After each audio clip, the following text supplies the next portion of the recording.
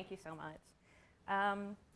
So what I love about these panel presentations is that each panelist's story gets to build upon the next.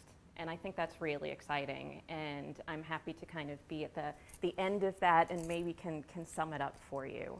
So I got involved in community engagement for many different reasons. You can't do gerontology without doing community engagement, right? How do we teach people about aging and older adults unless we're in the community working with older adults? So it was a natural fit for me in terms of my discipline. But one of the unique things about me is that when I started here, I was getting my PhD and tenure track at the same time.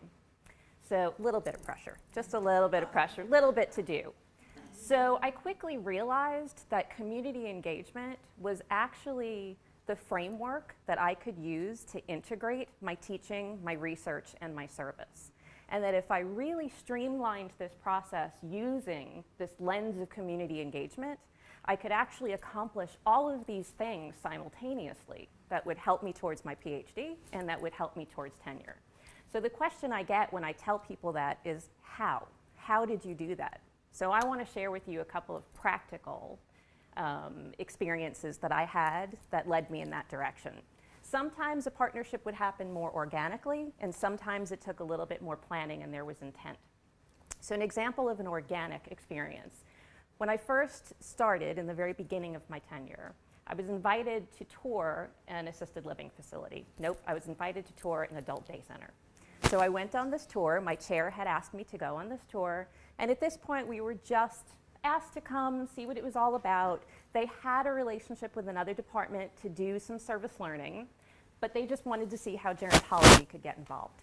So we did, and we toured, and then we sat down, and afterwards I heard the director say, you know, we have a real need here to help our caregivers. There's nothing in place that we have that is successfully reaching out to our caregivers. So I ran with that. So we met, we took that, we wrote a community engagement grant, we got funded for the community engagement grant. I then used that project as a service learning for my class. So there's my scholarship, there's my teaching, and there's my service, all in one project. So it just took a little bit of planning, but it was very organically emerging.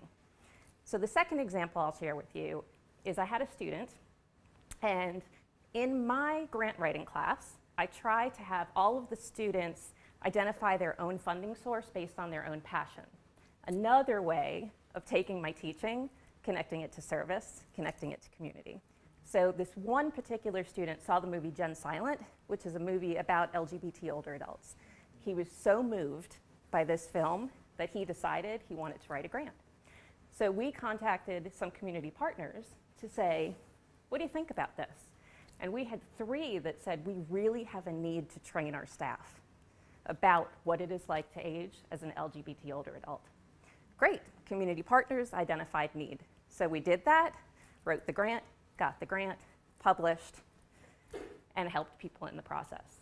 So that's what I wanted to share with you today, is that you can really take one project and you can look at it from multiple different angles so that you can take your service, your teaching, and your scholarship and kind of combine them into one. Looking forward to talking to you more about it. Thanks.